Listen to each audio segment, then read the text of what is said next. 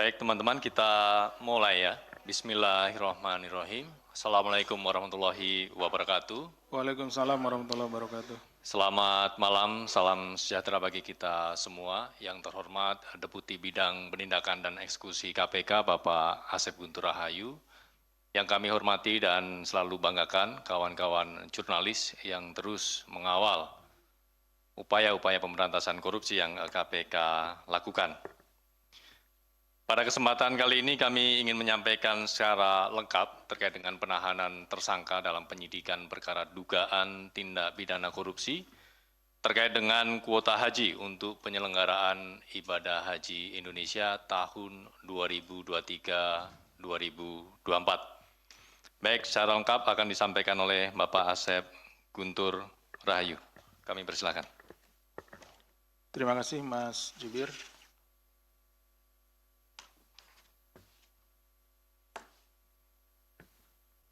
Bismillahirrahmanirrahim. Assalamualaikum warahmatullahi wabarakatuh. Waalaikumsalam. Selamat malam dan salam sejahtera bagi kita sekalian. Yang saya hormati Mas Jubir, yang saya hormati, saya cintai dan saya banggakan rekan-rekan jurnalis yang sudah menunggu dari tadi siang, pagi bahkan ya,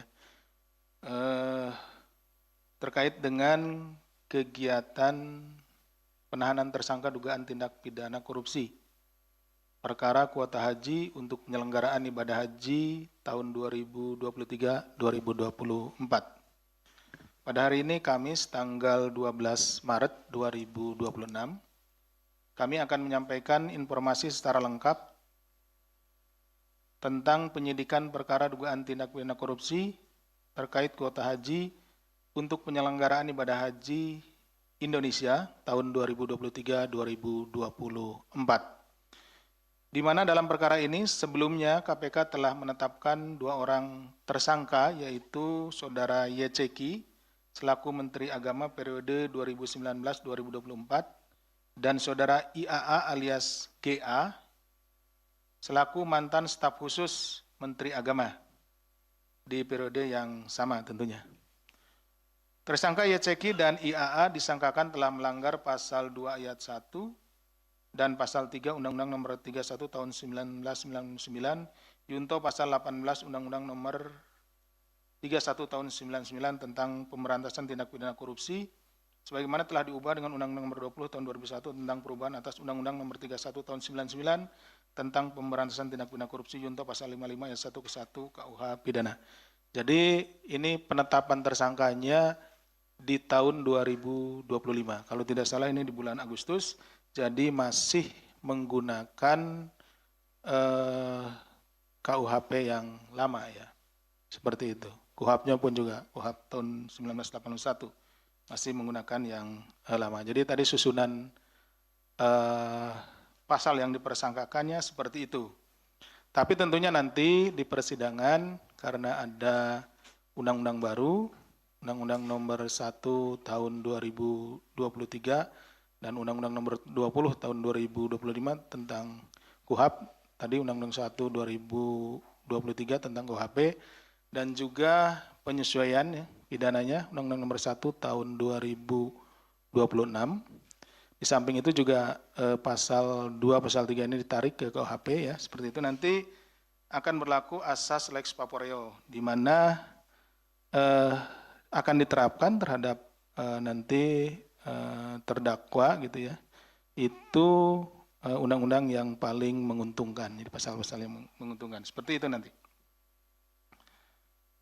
Kemudian pada hari ini KPK melakukan penahanan terhadap tersangka Saudara YCK untuk 20 hari pertama, terhitung sejak tanggal 12 sampai dengan 31 Maret 2026.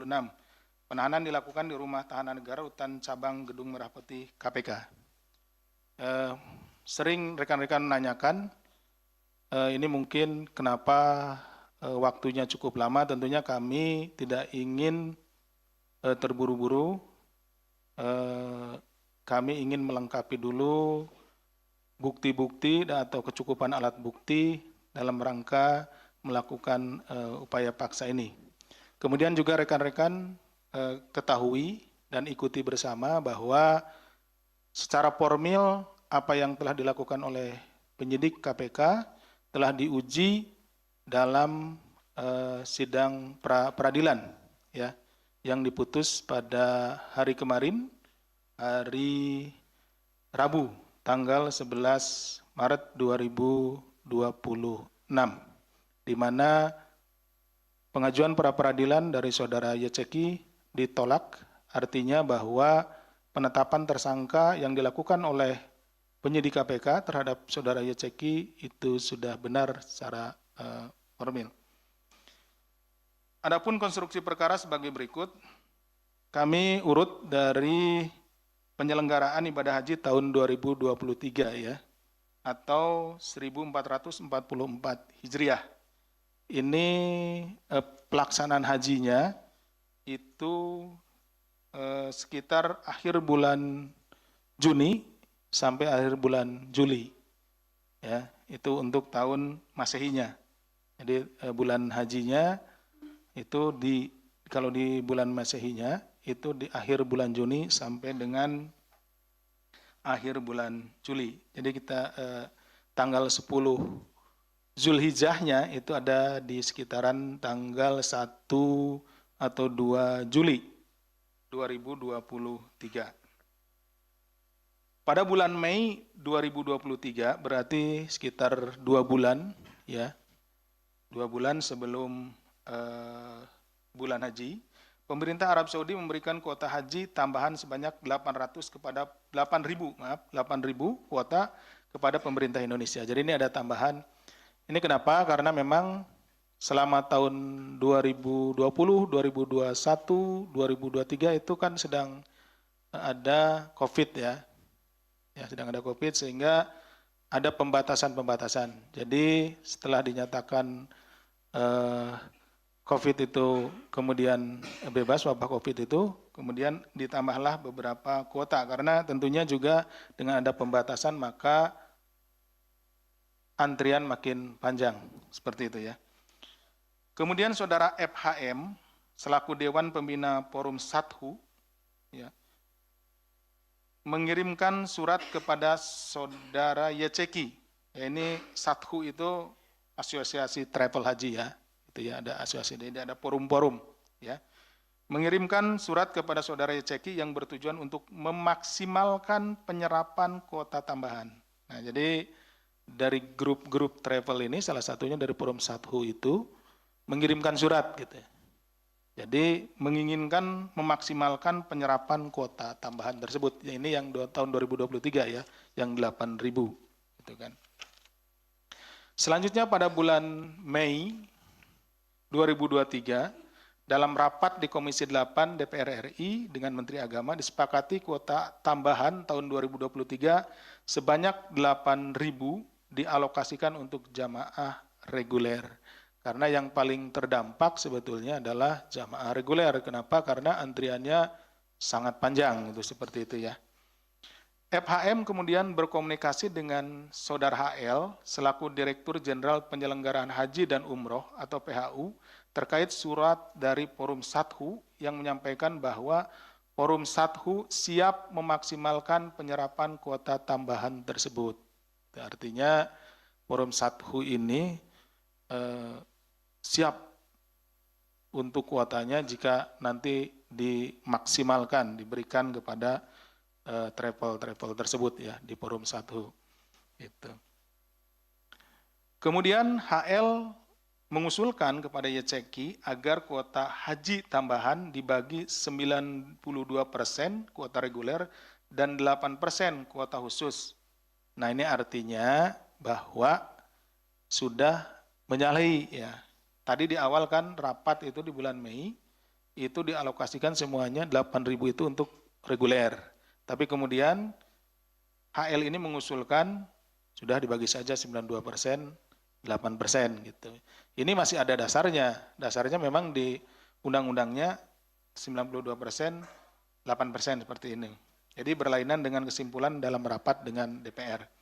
YCK kemudian menyetujui usulan tersebut dengan menerbitkan Keputusan Menteri Agama atau KMA nomor 467 tahun 2023 pada tanggal 19 Mei 2023 tentang penetapan kuota haji tambahan tahun 2023 dengan komposisi 7.360 kuota untuk reguler dan 640 kuota untuk haji khusus, dia sesuai dengan persentasenya.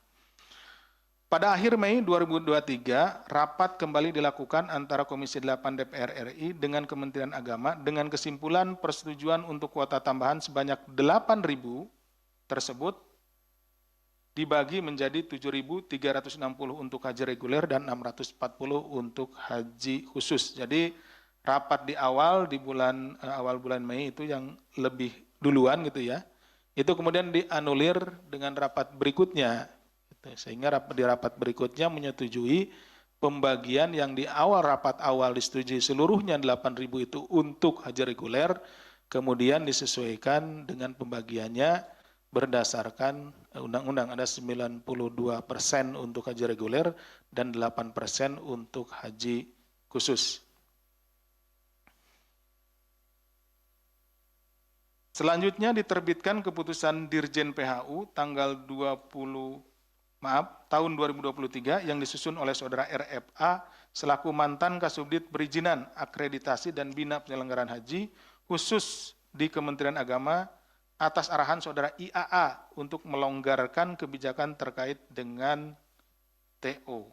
T0 itu adalah kode yang diberikan kepada jamaah yang mendaftar di tahun tersebut dan dia tidak perlu ngantri. Jadi TO atau TX ini kalau kasih kode gitu ya, T0 gitu ya, atau TX berarti dia mendaftar di tahun tersebut dan berangkat di tahun yang sama, seperti itu. Nah, kalau kodenya T1 berarti dia sudah mengantri 1 tahun gitu. T2 ya antri 2 tahun seperti itu. Nunggunya 1 tahun, nunggunya 2 tahun seperti itu. Diketahui sepanjang bulan Mei sampai dengan Juni 2023, RFA melakukan pertemuan dengan Asosiasi PIHK terkait penyerapan kuota haji khusus tambahan sebanyak 640 jamaah. Jadi ini tadi waktunya kan sangat singkat gitu ya. Sangat singkat, biasanya mungkin rekan-rekan yang punya keluarga, rekan-rekan jurnalis yang punya keluarga yang akan berangkat pada haji biasanya ada yang segera harus dilunasi nih, gitu kan. Ada tambahan kuota atau ada daftar, silakan. Ditunggu berapa hari atau tanggal berapa gitu ya. Nah ini seperti ini. Jadi ada tambahan kuota, kemudian disalurkan untuk yang reguler, tetapi kan karena pengumumannya atau spare waktunya ya, jeda waktunya itu tidak terlalu lama, maka juga pada akhirnya saudara-saudara kita para calon jemaah haji reguler ini tidak mampu juga gitu ya melunasinya gitu. Karena kalau diberikan tenggang waktunya tidak cukup ya, tapi ada juga yang mampu melunasi tapi kebanyakan juga tidak mampu, sehingga nanti kalau tidak mampu maka jatahnya digeser untuk haji khusus gitu. Karena tentunya yang haji khusus itu memiliki kemampuan finansial yang lebih besar, sehingga dia mampu melunasi atau membayar jumlah uang yang dipersyaratkan untuk berangkat ibadah haji. RFA kemudian menentukan kuota jemaah untuk 54 PIHK, sehingga bisa berangkat langsung tanpa antrean. RFA juga memberikan perlakuan khusus kepada PIHK tertentu untuk bisa mengisi kuota haji khusus tambahan dengan jamaah haji khusus T0 atau TX, percepatan tidak sesuai dengan nomor urut. Ya, jadi sudah diurutkan sebetulnya, baik yang reguler maupun yang khusus. Tapi, nah nih kembali lagi, tapi disinilah mulai terjadi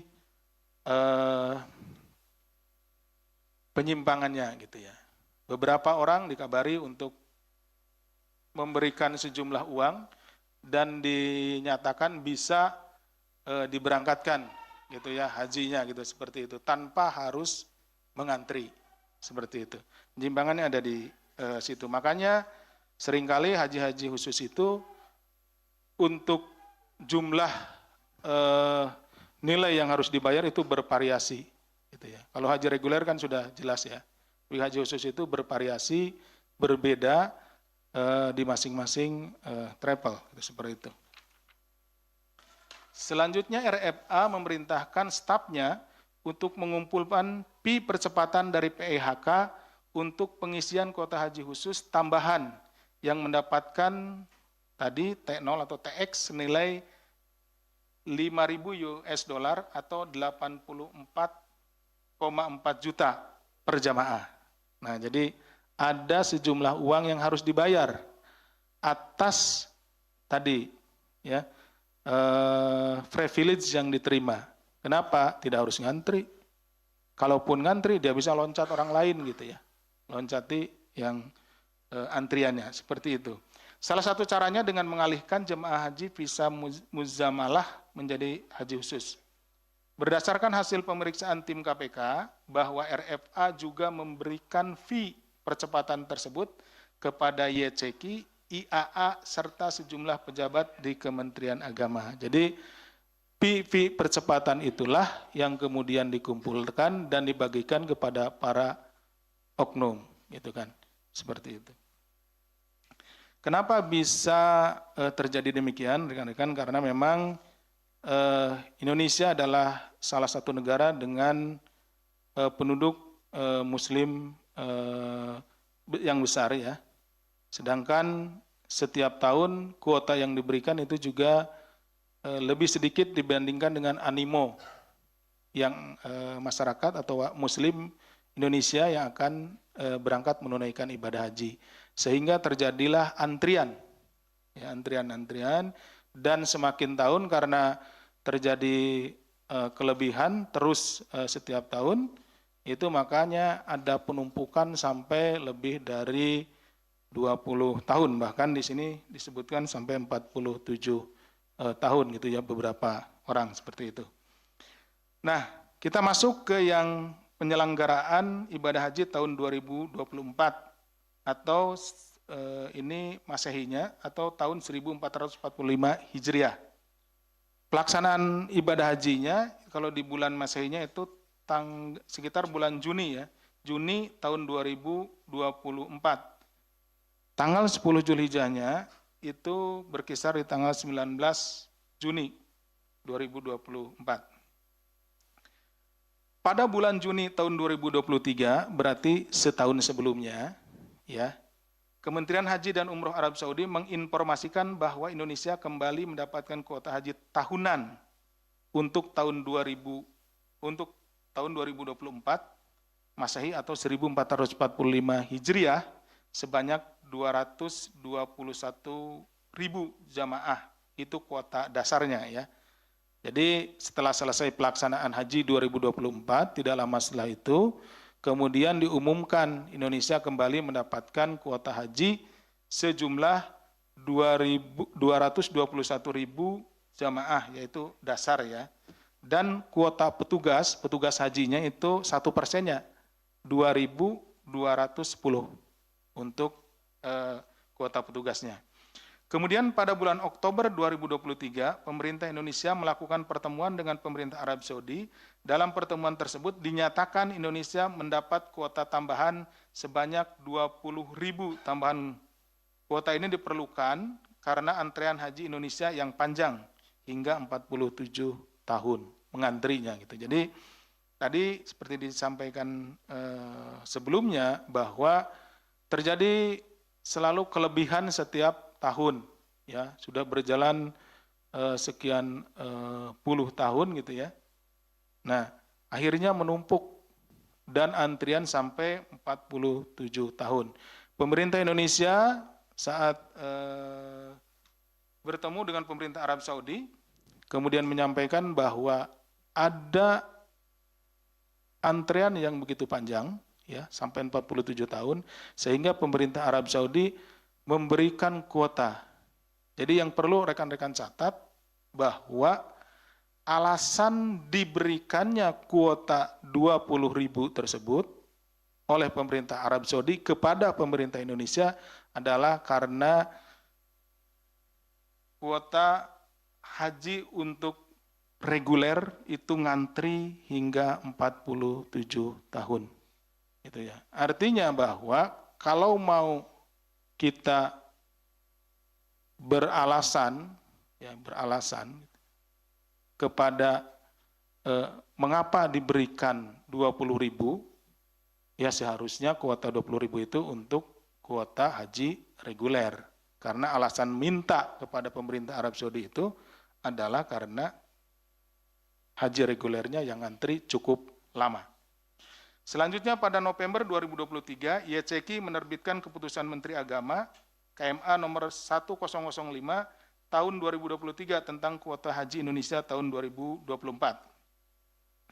Dalam keputusan tersebut ditetapkan kuota haji Indonesia tahun 2024 sejumlah 221.000, ini untuk yang kuota reguler, ya maksudnya kuota yang sebelum tambahan, dengan pembagian 203.320 kuota untuk haji reguler dan 17.680 untuk kuota haji khusus.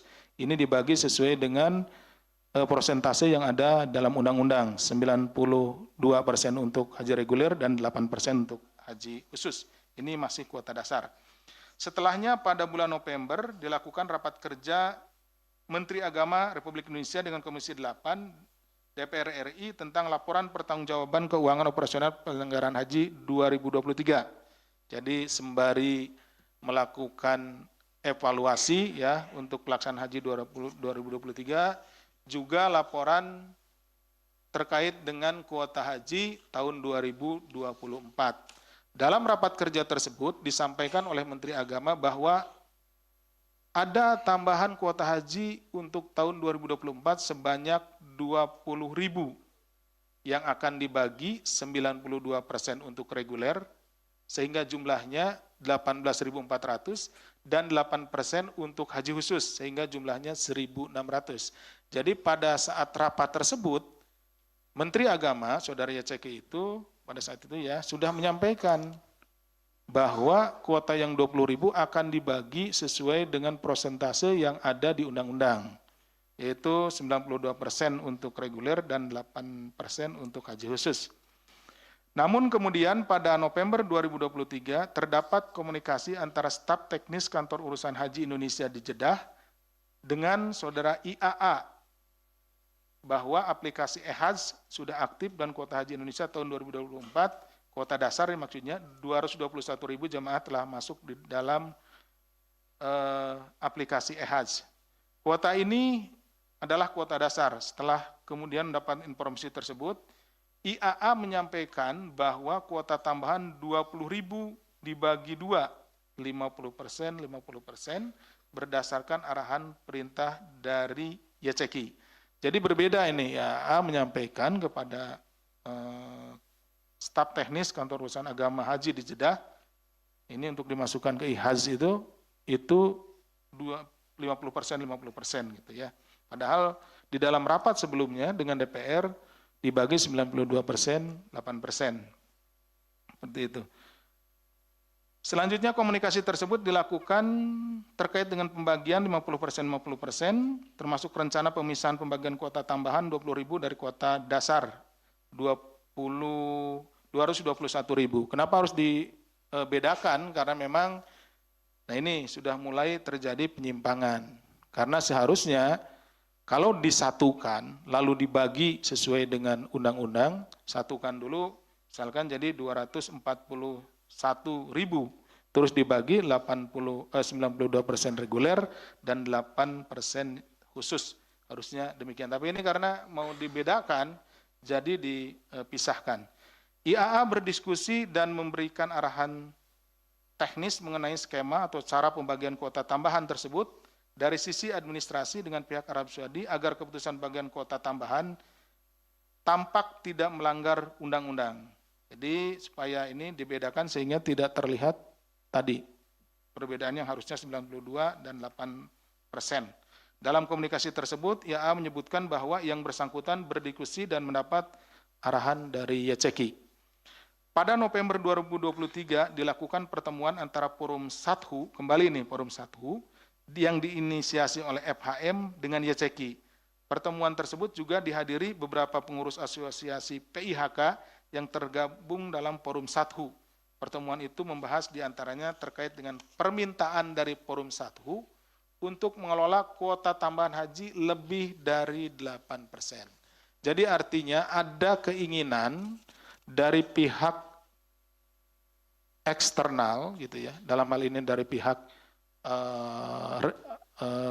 Forum 1 ini ya, dari perkumpulan para pengelola haji gitu ya. Nah, untuk mengelola lebih dari 8%. Ini artinya sudah menyalahi undang-undang. Kemudian pada November 2023, rapat panja antara Komisi 8 DPR RI dan Kementerian Agama menyepakati anggaran BPIH, biaya penyelenggaraan ibadah haji, menggunakan dasar perhitungan kuota 241.000. Berarti ini sudah digabung. 20.000 dengan 221.000 dengan pembagian 92% untuk haji reguler dan 8% untuk haji khusus. Ini di November 2023. Rapat dengan Komisi 8-nya sudah sesuai dengan undang-undang. Seperti itu. Dalam rapat tersebut, BPKH menyanggupi biaya haji berdasarkan pembagian skema 92,8% sesuai dengan pasal 64 ayat 2 Undang-Undang Nomor 8 Tahun 2019. Nah ini. Saat itu YCK menyampaikan kepada HL terkait keinginan membagi kuota tambahan sebanyak 20.000 menjadi 50%, sehingga kuota tambahan haji khusus menjadi 10.000 dan kuota tambahan reguler juga 10.000. YCK juga meminta HL untuk menyusun draft MOU dengan Kerajaan Arab Saudi terkait dengan pengusulan kuota haji. Jadi walaupun sudah dilakukan rapat dengan Komisi 8, ya, dengan pembagian 92%, 8%, tetapi saudara YCK melalui saudara HL itu tetap menginginkan dibagi 50%, 50%. Selanjutnya YCK memerintahkan agar dilakukan simulasi, tadi sudah ya. Pihak Arab Saudi memasukkan kuota haji tambahan 20.000 ke dalam aplikasi e-Hajj sehingga total kuota haji Indonesia secara keseluruhan 241.000 masih digabung. Ini kemudian pada akhir November 2023, IAA meminta kepada kantor urusan haji di Jeddah agar meminta kepada Menteri Haji dan Umroh Arab Saudi untuk membagi kuota menjadi 50%, 50%. Atas permintaan itu, Kementerian Haji dan Umroh Arab Saudi meminta surat dari Kementerian Agama RI. Ini merupakan awal permintaan pembagian kuota dari Kemenag kepada Kemenhaj Arab Saudi. Jadi intinya bahwa kuota itu dari pemerintah Arab Saudi diberikan kepada pemerintah Indonesia, tetapi pengelolaannya atau pembagiannya di sini diserahkan kepada pemerintah masing-masing. Jadi yang punya undang-undang di negaranya masing-masing. Jadi kuota itu tidak diberikan dari pemerintah Arab Saudi kepada perorangan ataupun kepada travel, tetapi diberikan dari negara kepada negara, dari negara Arab Saudi kepada negara Indonesia. Seperti itu. Pada awal Desember 2023, IAA melakukan komunikasi dengan salah satu direktur pelayanan haji, Direktorat Jenderal Haji dan Umroh, untuk membuat simulasi skema haji reguler dengan kuota tambahan reguler 50%. Sampai dengan waktu ini belum ada dasar aturan pembagian kuota tambahan 50-50. Pembagian masih mengacu pada hasil rapat Komisi 8 tanggal 27 November yang menyepakati 92/8. Pada pertengahan Desember 2023, IAA berkomunikasi dengan staf teknis kuota haji meminta menerjemahkan ke dalam bahasa Arab poin-poin yang akan dibicarakan dengan pertemuan yang akan dilakukan antara YCK dengan Menteri Haji, di mana salah satu poinnya adalah terhadap kuota asal 221.000. Menteri Agama meminta penetapan alokasi 92% atau 203.320 untuk haji reguler dan 8% atau 17.680. Ini dari kuota dasar ya. Sedangkan terhadap kuota tambahan 20.000, penetapan alokasinya adalah 50% haji reguler dan 50% haji khusus. Poin ini menunjukkan bahwa inisiatif permintaan pembagian kuota tambahan merupakan permintaan dari saudara YCK. Kemudian dilakukan pertemuan antara YCK dengan Menteri Haji dan Umroh yang membahas salah satu poinnya adalah Menteri Agama meminta terhadap kuota tambahan penetapan alokasi 50%, 50%. Pada akhir Desember 2023, terbit keputusan Menteri Agama nomor 1156 tentang kuota haji tambahan tahun 2023 atau 1445 Hijriah yang isinya membagi kuota tambahan menjadi 50% untuk haji reguler dan 50% untuk haji khusus. Namun keputusan YCK ini tidak disebarluaskan di kalangan dirjen penyelenggara haji dan umroh, hanya orang-orang tertentu yang mengetahui adanya keputusan Menteri Agama ini. Keputusan Menteri Agama ini bertentangan dengan Undang-Undang Nomor 8 tahun 2019 tentang penyelenggaraan haji dan umroh pasal 64 ayat 2. Selain itu, kesepakatan juga tidak sesuai dengan hasil rapat Panja antara Komisi 8 DPR dengan Kementerian Agama tanggal 27 November 2023. YCK kemudian mengirim surat kepada Menteri Haji dan Umroh Kerajaan Arab Saudi yang salah satu poinnya menekankan bahwa total jamaah haji Indonesia sebanyak 241.000 yang dibagi menjadi dua bagian, yaitu kuota reguler 213.320 jamaah dan kuota haji khusus sebanyak 27.680. Jadi ini kuota ditambahkan tetapi dibagi dulu untuk yang reguler dasar 92:8, tapi untuk tambahan tetap 50-50. Pada awal Januari 2024, IAA memanggil staf pada Direktorat Bina Umroh dan Haji Khusus dan selaku Kasubdit Perizinan, Akreditasi dan Bina Penyelenggaraan Haji Khusus ke ruangannya. IAA mengarahkan agar melakukan pengumpulan PI. Nah ini rekan-rekan perlu dicatat bahwa IAA mengarahkan agar melakukan pengumpulan PI percepatan seperti juga yang dilakukan di tahun 2023 dan menunjuk orang-orang untuk mengkoordinir uang fee tersebut dan asosiasi-asosiasi yang penyelenggara ibadah haji khusus.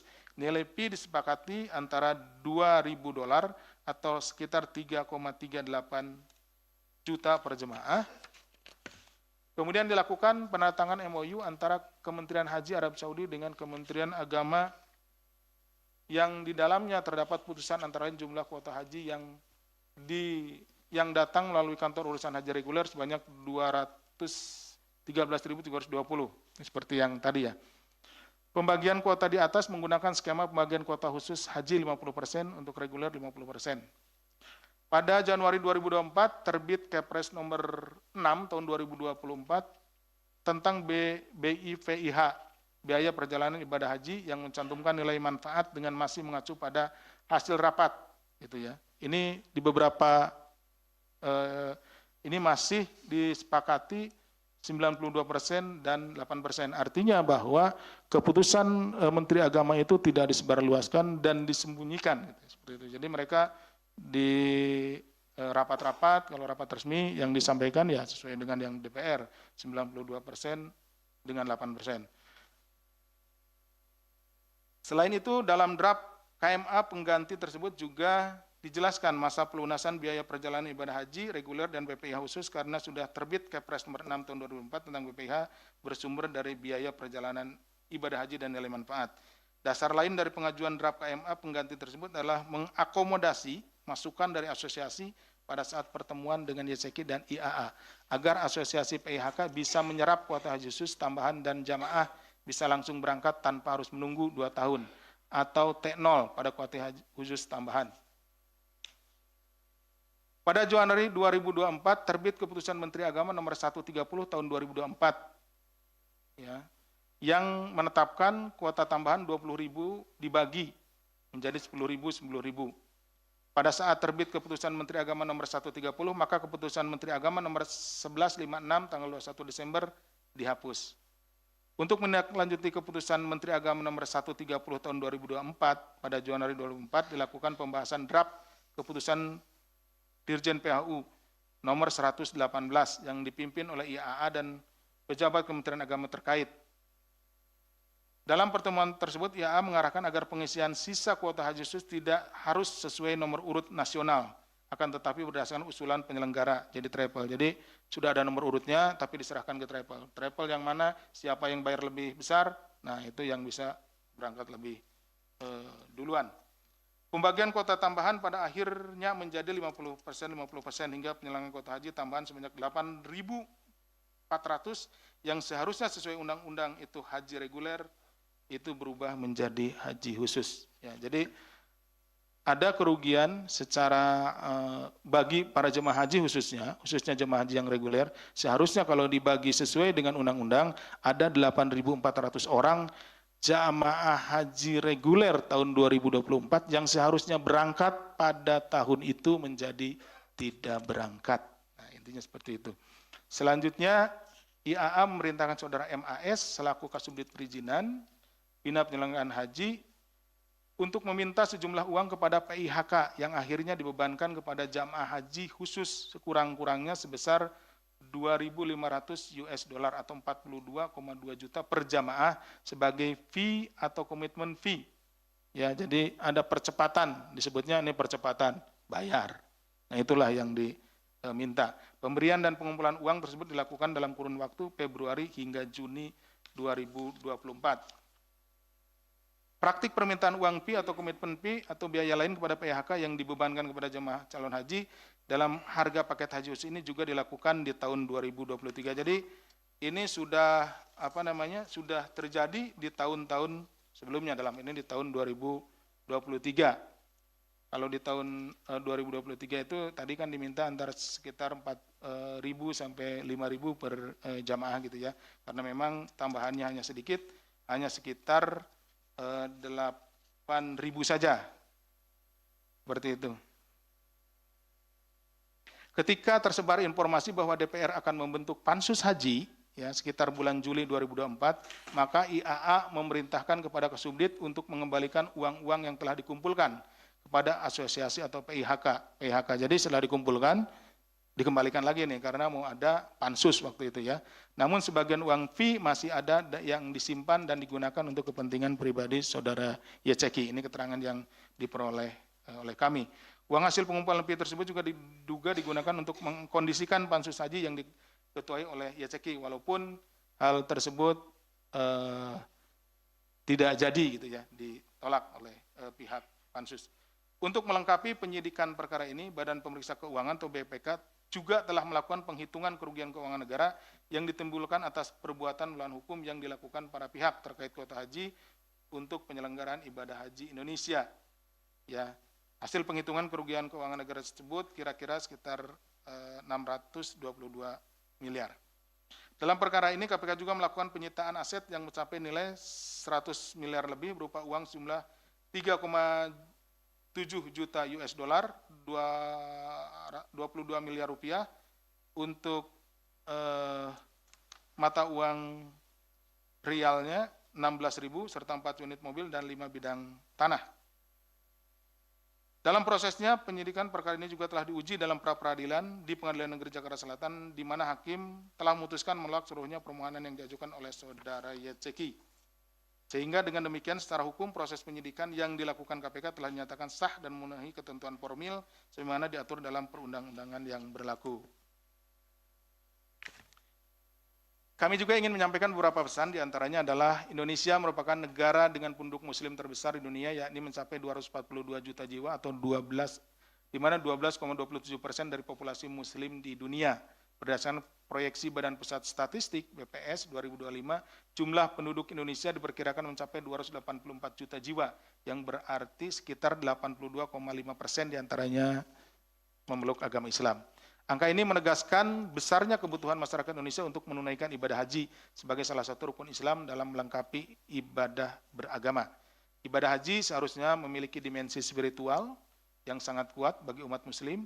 Maka demikian persoalan ini tidak hanya berkaitan dengan aspek hukum, melainkan melukai rasa keadilan dan kepercayaan masyarakat, terlebih lagi masyarakat yang telah menabung dalam waktu yang lama dan menunggu bertahun-tahun untuk menunaikan kewajibannya beribadah di Tanah Suci, karena menjadi sebuah impian bagi umat muslim untuk bisa beribadah, menyempurnakan rukun Islam dan berangkat berhaji. Karena itu langkah penindakan yang dilakukan KPK atas dugaan tindak pidana korupsi dalam pembagian kuota haji ini bukan hanya menyasar pihak-pihak yang diduga terlibat, tetapi juga menjadi pemantik perbaikan tata kelola penyelenggaraan ibadah haji di Indonesia secara menyeluruh, sehingga dapat melindungi hak jemaah haji dan memastikan keadilan bagi masyarakat Indonesia.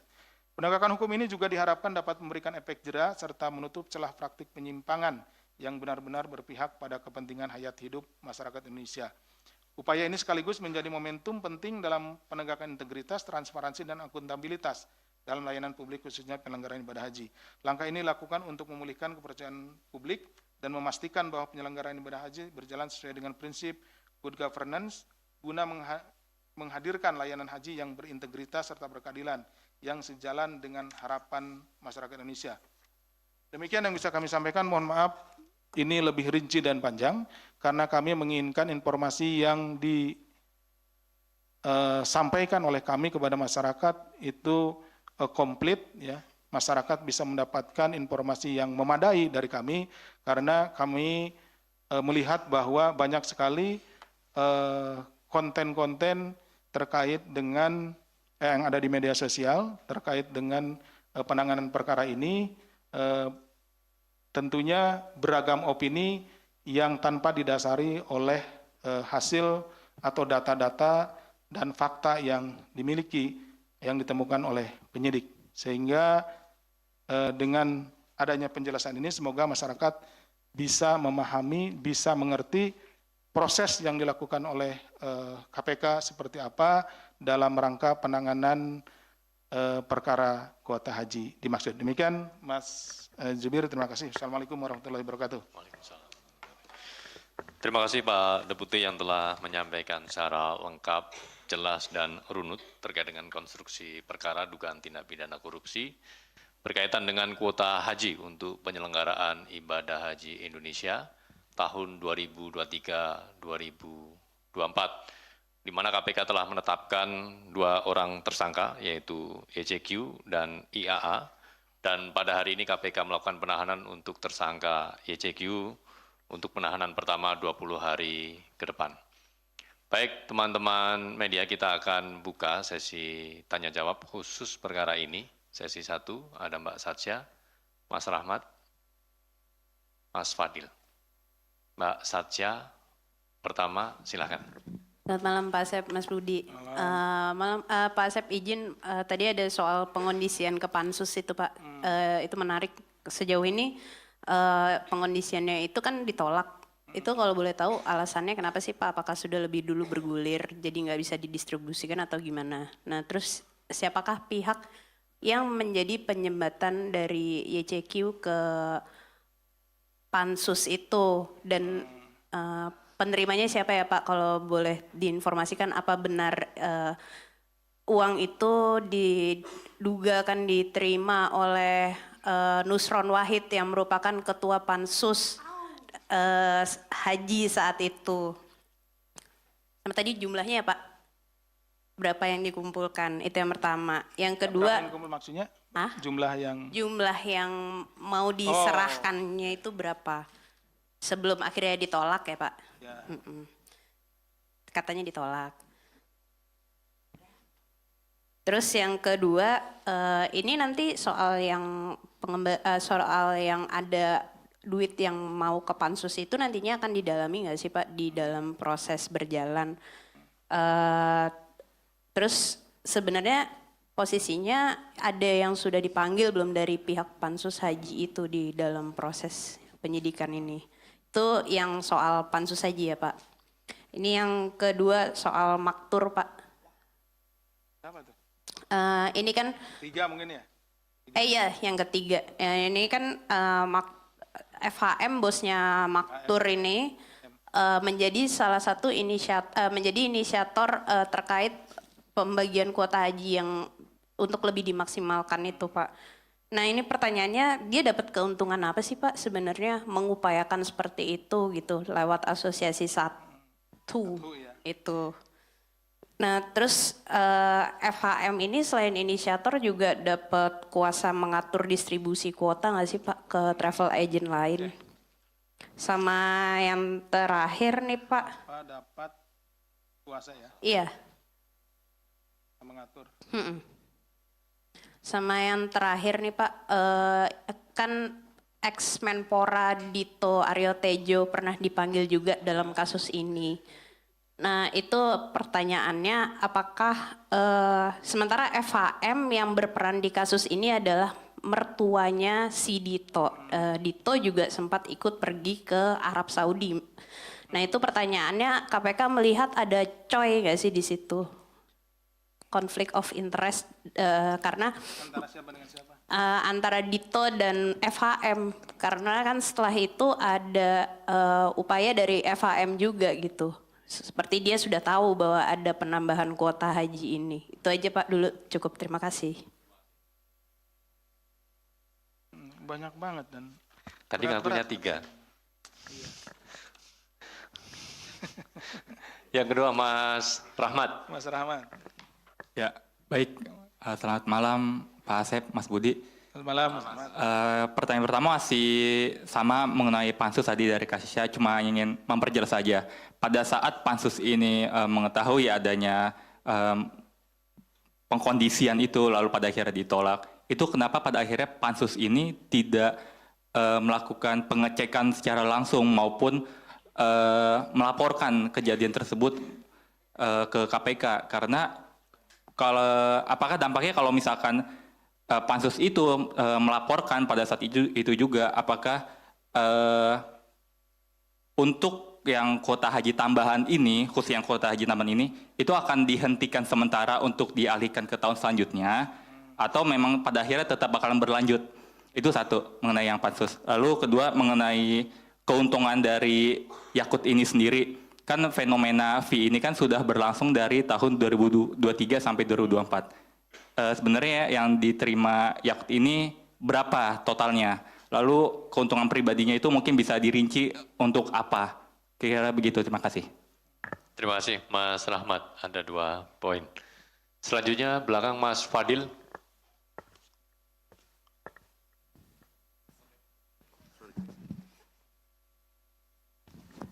Cek.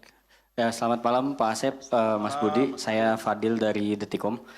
Yang pertama ini menarik Pak soal Gus Alex di sini, beliau aktif banget nih kemana-mana gitu kan. Nah tapi kenapa sih Gus Alex ini nggak ikut langsung ditahan hari ini gitu Pak? Nih kayaknya orang nurut banget sama Yakult gitu.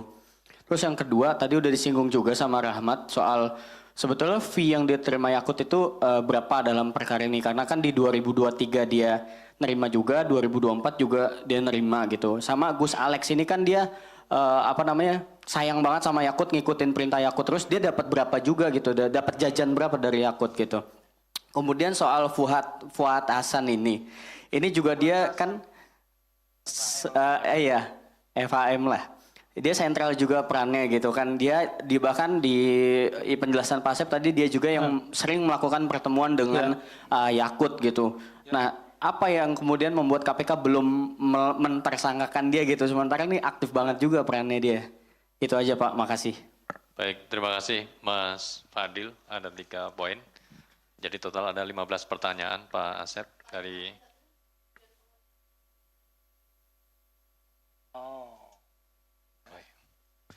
Baik, ada 15 poin Pak Deputi.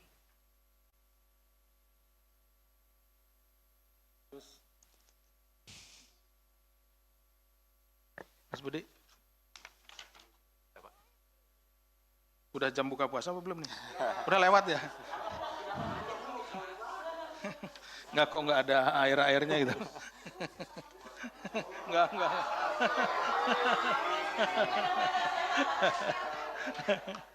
Enggak, bercanda.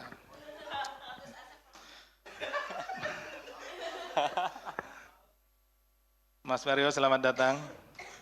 Alhamdulillah bisa hadir. Mbak Tasya, ini banyak banget nih pertanyaannya.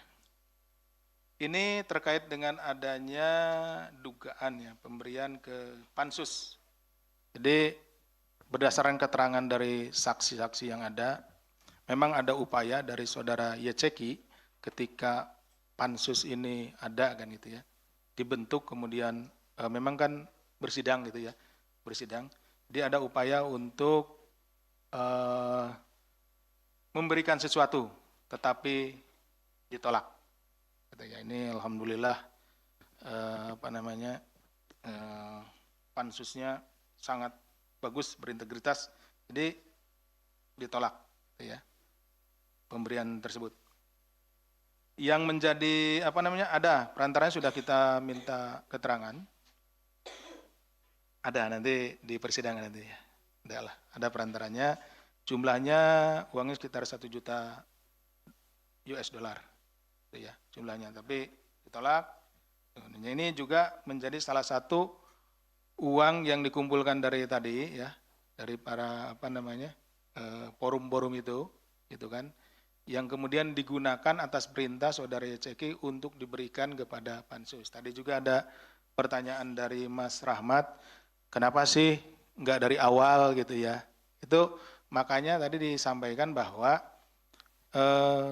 di forum-forum resmi itu tidak disampaikan bahwa untuk kuota tambahan ini dibagi 50%, 50%. Itu kan tidak tahu mereka. Tahunya itu 92% sama 8%.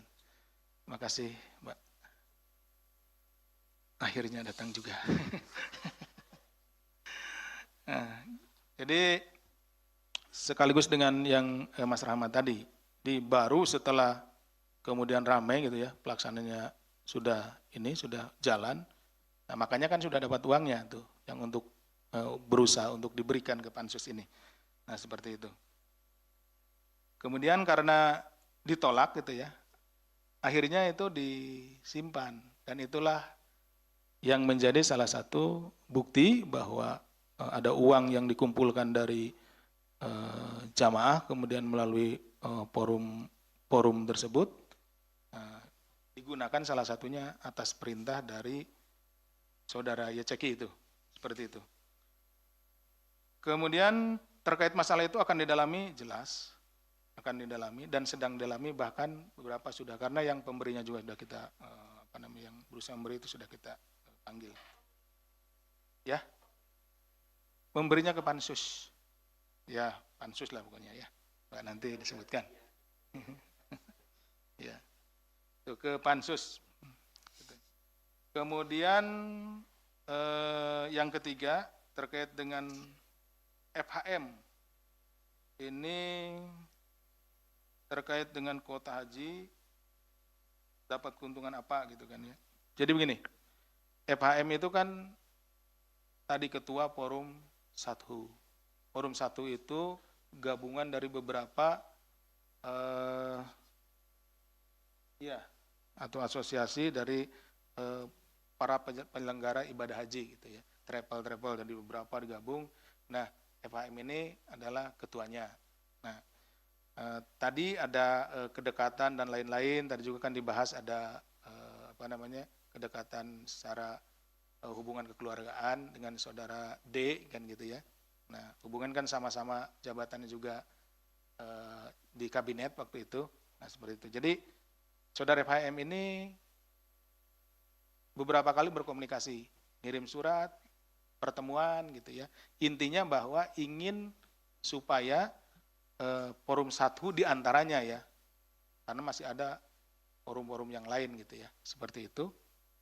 Pengumpulan asosiasi itu untuk memaksimalkan kuota haji khusus. Bahkan tadi dibilang lebih dari 8% pun yang bersangkutan siap gitu ya. Nah, kenapa? Karena memang seperti kita ketahui bahwa berangkat berhaji ini menjadi sebuah impian gitu.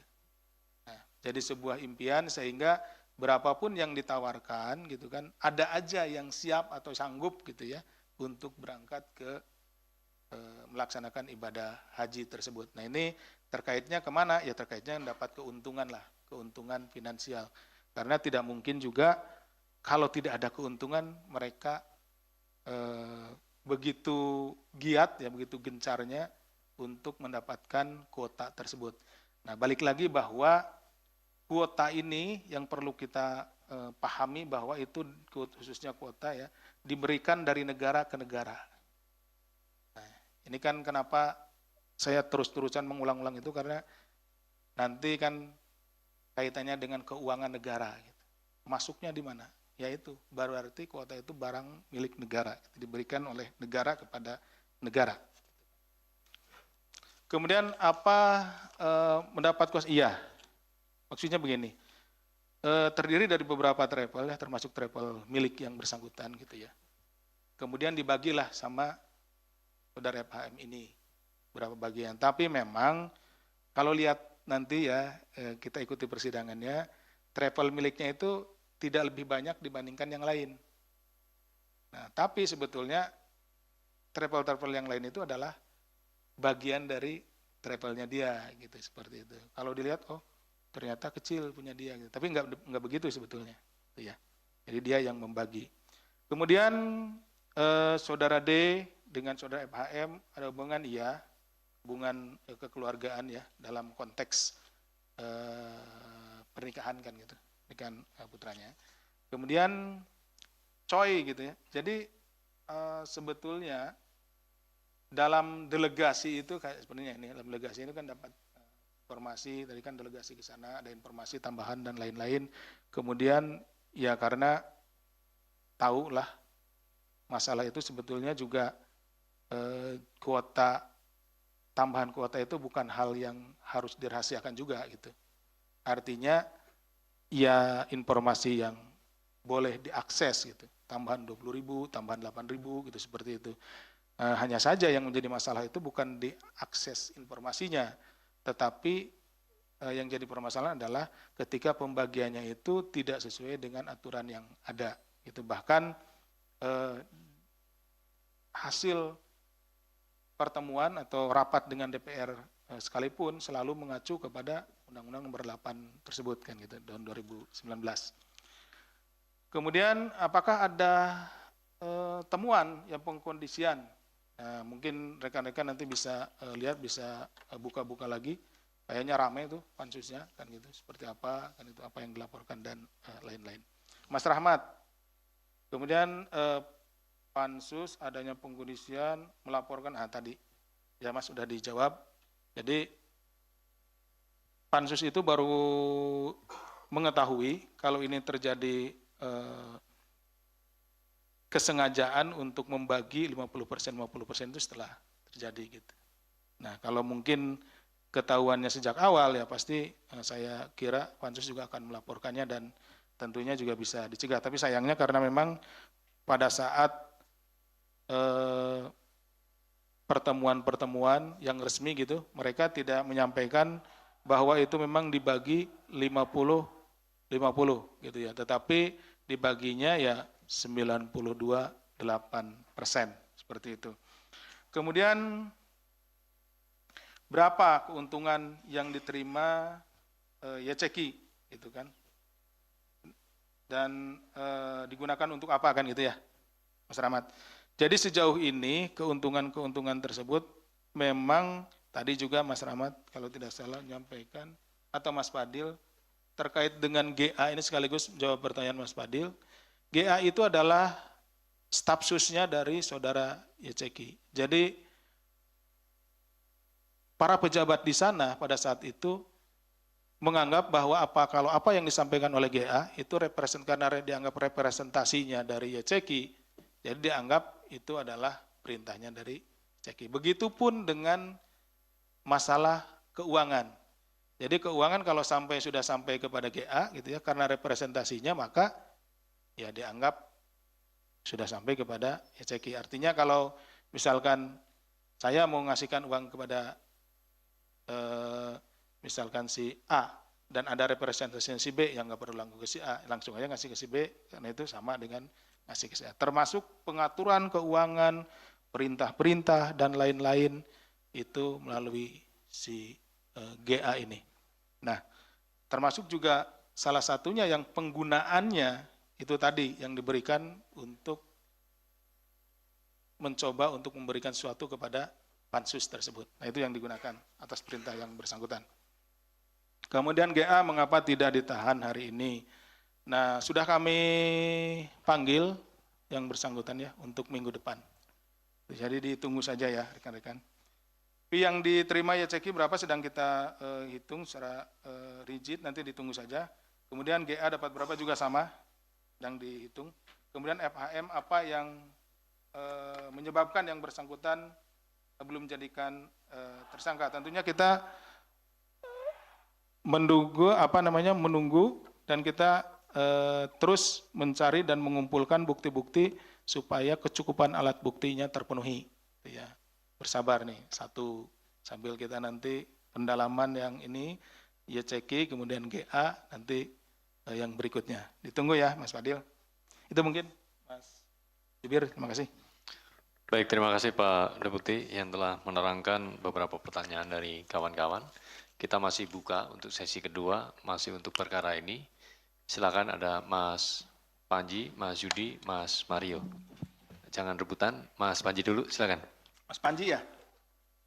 Malam Pak Deputi, Pak Asep, Ya. dan Mas Budi. Selamat malam Mas Panji. Pertanyaannya soal ini Pak. Kalau dari Nexusnya itu kan si YCQ ini kan kita kan belum tahu aliran aliran uangnya dari YCQ ini udah ketahuan belum sih Mas atau Pak Deputi kemana gitu uang yang diterima? Apakah ada uang yang diterima YCQ dari kasus ini mengalir ke PBNU? Karena itu yang Ngalir banyak kemana? ditanyakan gitu ke organisasi Iya, masyarakat. Ke organisasi ya. Oke. Pun begitu dengan yang sering banyak ditanyakan itu ke ini juga ke presiden juga katanya. Oh. Iya. Ada juga yang dibilang ke arah tapi presidennya pas periodenya dia menjabat ya Pak. Ya. Kemudian ada juga ke sayap dari organisasi masyarakatnya ini. Oh. Itu aja. Makasih banyak Pak Asep, Mas Budi. Terima kasih. Satu poin terkait apakah ada aliran uang ya dari saudara JCQ ke pihak-pihak lainnya. Silakan Mas Yudi. Selamat malam Pak Asep, Mas Selamat Budi. jadi. Ini dari Rakyat Merdeka terkait ini aja Pak. Mau memastikan alat bukti KPK terkait penerimaan Gus Yakut ini kan tadi penerimanya selalu melalui IAA ya. Itu kan biasanya di persidangan menteri itu biasanya staf sus atau orang yang mengatasnamakan itu cuma jual nama aja. Dalihnya biasanya seperti itu. Alat buktinya sekuat apa sih KPK? Apakah ada barang bukti elektronik, bukti transfer atau WA? Gitu aja. Makasih. Baik, terima kasih Mas Yudi berkaitan dengan alat bukti untuk tersangka YCQ. Mas Mario, yang ketiga, silakan. Halo. Ya ini cuman menanyakan soal sebelumnya kan disampaikan tadi ada sekitar 8.000 ya. Yang 2023. 2023. Apakah memang dalam 2023 itu terkait kuota tambahan itu memang tidak ada pengaturan-pengaturan seperti ini gitu loh. Karena kan modelnya kan ini kan disembunyikan. Terus kemudian kalau mau dilihat penyelenggaraan haji, justru di tahun 2003 yang paling berantakan kalau nggak salah kan, karena di sana banyak adanya keracunan catering, banyak yang nggak dapat tempat, banyak yang merasa kelelahan karena jauh lokasi tempat tinggal dia gitu, penginapannya gitu. Apakah di tahun itu sudah ditemukan bahwa 800 itu firm tidak bermasalah atau memang ada kaitannya? Nah, kedua, saya belum melihat peran dari Badan Pengelola Keuangan Hajinya gitu loh. Ini kan duit banyak gitu loh. Nah, ini di mana? Nah, itu saya belum lihat ada peran itu di kasus ini dan belum dijelaskan. Nah, ketiga nih tipenya tadi pertanyaan Rio, penampung uang ini siapa? Juru simpan, kalau bahasa saya yang kemarin itu kan, ini juru simpannya siapa? Kenapa tidak diungkap misalkan dalam pointer gitu loh, melalui perantara ini. Nah, paling itu aja dulu untuk menambahin teman-temannya. Makasih. Terima kasih Mas Mario, 3 poin. Terkait dengan penyelenggaraan haji 2023, kemudian peran atau positioning BPKH dalam perkara ini dan juga apakah ada juru simpan dalam konstruksi perkaranya.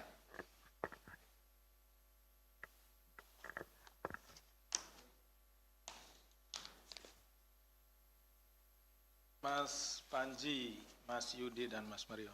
Baik.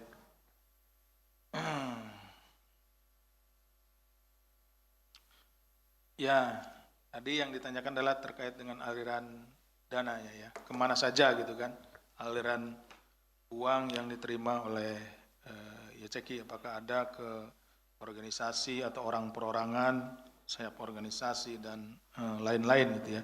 Sejauh yang kami dapat informasinya ya jauh ini.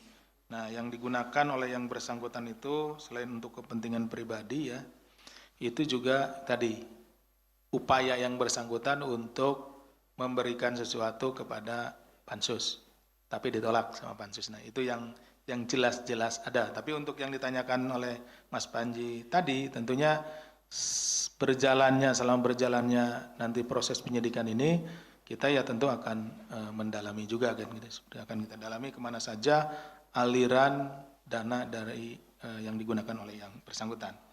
Kemudian Mas Yudi, nah ini pertanyaannya sangat bagus nih Mas Yudi, terkait dengan pembuktian. Tentunya ini menjadi salah satu concern bagi kami ya, penyidik. Kami juga tidak ingin sembarangan menentukan, misalkan tadi benar kata Mas Yudi, oh ini bisa saja ngaku-ngaku iya. Kemungkinan itu ada gitu. Dan makanya dari kemungkinan-kemungkinan itu penyidik lalu ya mengkonfirmasi, tadi betul juga apa yang disampaikan oleh Mas Yudi ya, itu mulai dari barang bukti elektronik, keterangan-keterangan yang lainnya, di cross check gitu, selalu di cross check keterangan yang lainnya, apakah itu catatan-catatan dan yang lainnya, sehingga tidak hanya satu alat bukti saja gitu, untuk menguatkan bahwa memang yang bersangkutan itu melakukan kegiatan, maksudnya itu saudara GA ini adalah atas perintah dan atas pengetahuan dari saudara YCK gitu, seperti itu, dikuatkan dengan keterangan yang lainnya dan bukti-bukti, baik itu bukti elektronik dan bukti fisik yang lainnya, seperti itu ya Mas Yudi. Kemudian Mas Mario, dari 8.000 di 2023 apakah seperti yang tahun 2024 gitu ya, apalagi penyelenggaraannya kacau balau gitu menurut Mas Mario tadi ya sampaikan. Jadi begini, di tahun 2023 sebetulnya dalam rapat dengan Komisi 8 itu diputuskan 8.000-nya itu khusus semuanya untuk reguler gitu. Dia menyalahi itu, menyimpangi itu. Tetap saja dia supaya dapat yang yang khususnya itu. Tapi tertolongnya itu kenapa? Karena dia sama dengan ada dengan undang-undangnya gitu. 92%, 8%. Ini ngacu ke undang-undang. Jadi alasannya bisa gini, saya kan sama dengan undang-undang gitu. Masih bisa diterima gitu ya. Itu secara ini. Nah, kemudian peran dari BPKH. Nah, peran BPKH sebetulnya kan pengelola keuangan haji ini mengelola uang-uang yang masuk gitu. Jadi ketika jamaah haji mendaftar itu tidak membayar seluruhnya nih. Tidak membayar, misalkan sekarang jamaah haji itu 50 juta misalkan. Itu tidak langsung membayar 50 juta. Tapi ada angsuran awal. Kalau tidak salah itu 25 atau berapa gitu ya. Nanti ini dikelola ini di BPKH ini. Dikelola uangnya itu. Nah, hasil dari pengelolaan di BPKH ini kemudian digunakan salah satunya itu digunakan sebagai tambahan dari uang ibadah haji gitu. Jadi ongkos naik haji itu sebetulnya atau ONH itu kalau kasarannya itu tidak 100% dibayar oleh jamaah. Jadi kalau misalkan jumlahnya 80 juta gitu ya, nah 60%-nya itu oleh jamaah, 40%-nya nah itu dari tadi kumpulan dari BPKH itu hasil usahanya kemudian digunakan untuk mensubsidi itu gitu ya. Jadi sebetulnya kalau kita mengikuti nanti ditetapkan besarannya berapa puluh juta gitu ya, yang dibayar itu pasti lebih di bawah gitu, sekitar 60%-nya kalau tidak salah ya, seperti itu.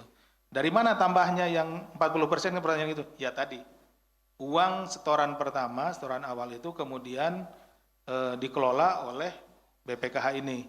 Nah karena kan ngantrinya nih panjang nih, ngantrinya ada yang 20 tahun, 30 tahun, anggaplah dia nyetor misalkan atau saudara-saudara kita yang mau berangkat ke haji ini nyetor di awal 25 juta. Ia selama periode menunggu 15 tahun, 20 tahun gitu ya, uangnya kan bergulir. Nah gitu. Nanti hasil usahanya digunakan untuk salah satunya menutup seperti itu. Kemudian siapa juru simpannya gitu ya. Nah ini banyak Mas Mario, maksudnya itu banyak itu begini. Tadi kan forum-forumnya itu banyak gitu. Tidak hanya ada forum Sathu, gitu. Saya menyebutnya forum 2, enggak, bukan. Satu itu bukan satu merujuk ke angka 1. Itu ada kepanjangannya Sathu, bukan satu ya. Jadi enggak ada forum 2, bukan, enggak ada. Jadi ada forum Sathu, terus kemudian forum-forum yang lainnya gitu ya, seperti itu. Nah ini masing-masing punya jalurnya. Tapi nanti di atasnya mengerucut kepada tadi saudara GA gitu. Dan ini. Nah ini ada beberapa layer di situ yang ini. Nah setelah ada pansus, tadi kan disampaikan, itu uang-uang yang sudah masuk ini berusaha dibalikin lagi gitu. Balik lagi. Nah yang dibalikin juga, nah seharusnya kan itu uang jamaah tuh. Kenapa nggak dibalikin ke jamaah? Nah gitu, ini belum. Ini yang juga sedang kita dalami gitu ya, seperti itu. Nah ketika jamaah, kenapa jamaah nggak menagih, misalkan gitu, itu kan uang saya Pak, kelebihannya kan gitu. Nah jamaah haji yang berangkat itu, ya beberapa yang kita tanyakan ya, ketika mengeluarkan jumlah uang itu sudah ikhlas gitu ya. Ikhlas mengeluarkan sejumlah uang, yang penting bisa berangkat beribadah haji, nah, seperti itu. Jadi tidak ada yang nagih gitu ya, ditagih lagi. Ini kayaknya nih ada kelebihan, enggak juga gitu.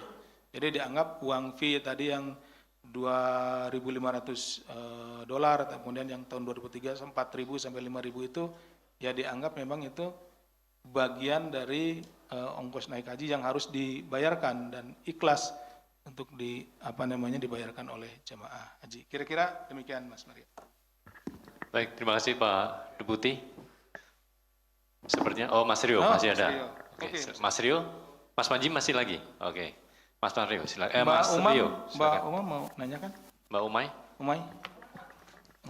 Enggak, maksudnya nambahin 3 nih kan, baru 2 nih. Mas Rio dengan... Silakan Mas Panji dulu. Iya. Pak Asep, Mas Budi mau tambahan dikit ini soal. Mana orangnya? Oh ini. Ayo, mau tambahan dikit Pak Asep.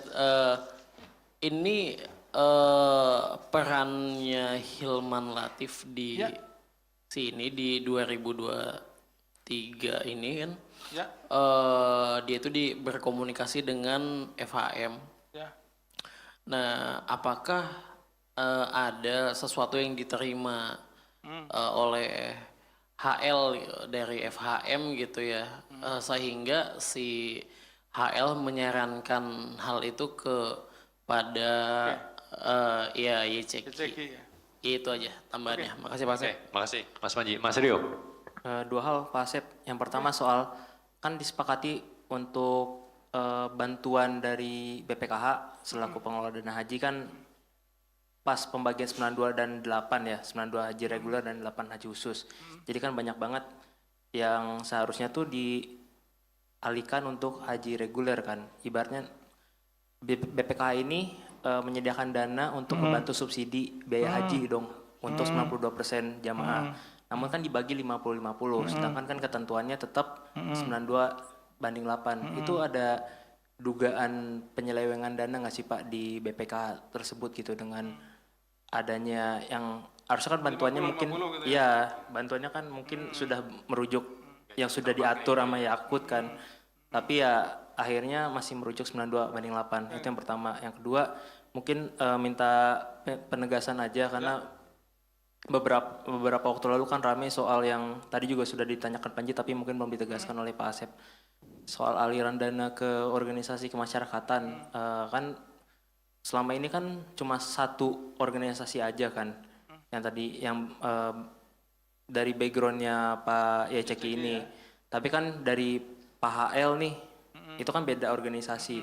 Itu juga ada pertanyaan di masyarakat, ada nggak sih KPK tuh mengusut aliran dana ke organisasi tersebut gitu.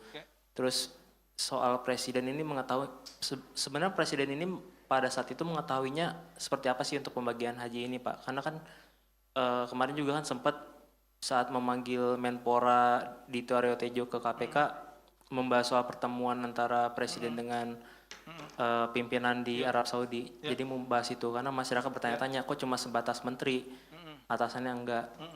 Minta penegasannya Pak Asep, makasih. Baik, Terima kasih. baik. Mas Panji, HL di 2023 ini ada komunikasi dengan FHM ya, kemudian juga menggolkan gitu ya, itu kan juga keinginan dari FHM untuk pengelolaannya lebih besar dan lain. Apakah menerima sesuatu? Nah sejauh ini sedang kita dalami gitu ya, dari 2023 maupun 2024. Orang-orang ini GA, YCK, HL gitu ya, apalagi yang bersangkutan juga kan menduduki jabatan-jabatan strukturalnya di situ gitu ya. Eselon 1, eselon 2 kan itu seperti itu. Jadi sedang kita dalami ya. Mas ini. Kemudian Mas Rio terkait dengan BPKH ya. Ini kan 50 kan gitu. Apakah ada penyelewengan dari 92 yang seharusnya kan yang dikeluarkan itu ada 8.400 kan gitu. Kali sekian juta atau kali 40% kan gitu ya. Nah, kan nggak jadi berangkat. Yang 8.400 itu nggak jadi berangkat.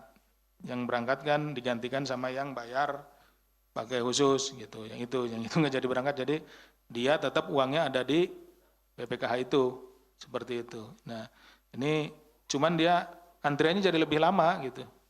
Yang harusnya dia berangkat di tahun 2024 ini 8.400 orang itu kemudian nggak jadi berangkat. Yang lebih mengenaskan lagi ya. Nah, ini ada beberapa informasi yang kami terima yang seharusnya dari 8.400 orang ini berangkat, kemudian berangkatnya jadinya tahun depannya gitu ya, tahun 2025, tetapi karena kita tidak pernah tahu usia itu kan biasanya masyarakat Indonesia itu khususnya yang reguler ini itu nabung dari usia 20 tahun gitu ya, sampai baru bisa gitu ya, mapan bisa memenuhi, memiliki uang gitu ya, berikan uang untuk jamaah haji itu ya di usia-usia sudah lanjut gitu ya, usia 50, 60 gitu ya. Sedangkan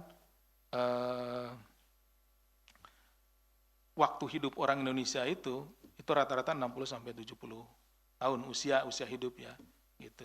Nah, dari misalkan 50 tahun harusnya udah ngantri berapa tahun, nah harusnya berangkat, nggak jadi berangkat, harus jadi ngantrinya tahun berikutnya, tapi keburu dipanggil yang maha kuasa, itu kan jadi lebih tragis gitu. Itu harusnya udah haji, karena gara-gara ini nggak jadi hajinya, mau haji tahun depan, malah keburu dipanggil ya sama usaha, itu kan ironi gitu, seperti itu. Nah, kemudian terkait dengan aliran dana ya, baik YCK maupun HL. Ini sebetulnya tidak pengumpulan dana ini tidak dikaitkan atau tidak terkait dengan organisasinya. Ini terkait dengan person-personnya ya, terkait dengan orangnya dan jabatannya di situ gitu. Maksudnya begini, orangnya YCK maupun HL, kemudian kenapa bisa dapat uang gitu ya, dikasih uang ya karena memang jabatannya sebagai eselon 1, jabatannya sebagai menteri gitu seperti. Jadi tidak terkait dengan masalah organisasinya. Kemudian yang terakhir itu apa? Nah begini, kalau kepala pemerintahan gitu ya, presiden itu kan permasalahan ini yang masalah pembagian kuota dan lain-lain itu masalah teknis. Jadi yang mengetahui itu adalah menteri teknis. Bagi berapa. Nah, ketika yang diketahui kepala negara atau kepala pemerintahan itu bahwa antrian jemaah haji ini sudah panjang gitu ya. Itu sekitar 47 tahun ya, khusus untuk reguler.